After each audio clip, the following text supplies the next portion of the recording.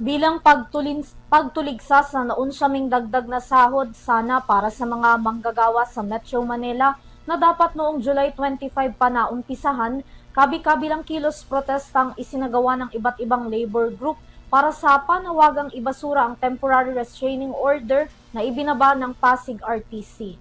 Kabilang sa mga kumondena dito ang ilang mga senador. Narito ang report.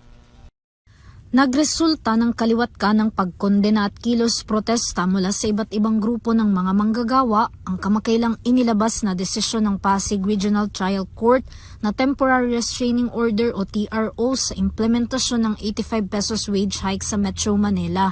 Sa isinagawang mga pagkilos at panawagan ng grupo ng Sanlakas, Philippine Alliance of Human Rights Advocates, Partido Manggagawa, Sentro ng mga Nagkakaisa at Progresibong Manggagawa, Trade Union Congress of the Philippines o TUCP at iba pa, ipinapabasura ng mga ito ang TRO na dahilan ngayon ng pagkaantala ng wage hike na sana'y nasimulan na noong July 25 para sa 60 pesos na umentong sahod.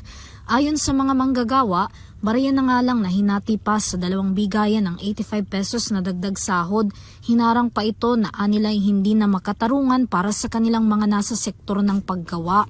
Ang mga nagkilos protesta naman sa harap mismo ng Department of Labor and Employment o DOLE Central Office, hinarap mismo ni Labor Secretary Francis Tolentino kung saan binigyan nito ng kasiguraduhan ng mga manggagawa na kaisa ang ahensya sa kanilang panawagan na patuloy isinusulong ang kanilang kapakanan at karapatan.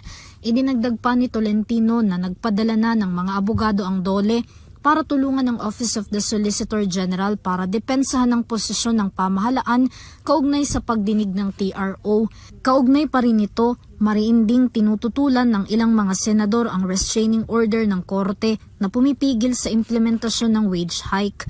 Ayon kay Senate Committee on Labor and Employment Vice Chairperson Senator Raffy Tulfo, ang pagharang sa implementasyon ng dagdag sahod ay hindi katanggap-tanggap lalo pa ngayong nasa ilalim ng krisis ang bansa.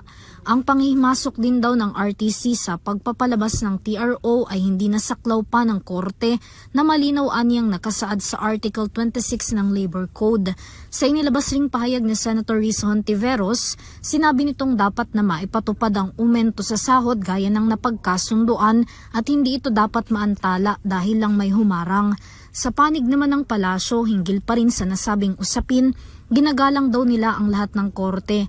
Gayunpaman, ang administrasyon daw ni Pangulong Ferdinand Marcos Jr. ay gumagawa na ng dokumento at pagtutol bilang karapatan nilang magpahayag din ng saloobin at nararapat lalo na para sa mga manggagawang Pilipino. Binigyan din ni Palace Press Officer Attorney Claire Castro na ang mga apela ngayon sa wage hike ay dapat na iniaakyat sa Regional Tripartite Wages and Productivity Board sa halip na sa korte. Samantala, una nang sinabi ni Attorney Sara Mirasol, Regional Director ng DOLE NCR Regional Tripartite na ang wage order ay dumaan sa tama at legal na proseso at kumonsulta sa mga sektor na maaapektuhan kaya't nakakatiyak daw silang naaprubahan ito nang naaayon sa due process at patakaran sa pagtatakda ng minimum wage. Batay naman sa TRO ng korte, 20 araw ang itatagal ng suspension sa 85 pesos na wage hike. Para sa EuroTV News, Vanessa Cleofas, sumasaludo sa bawat Pilipino.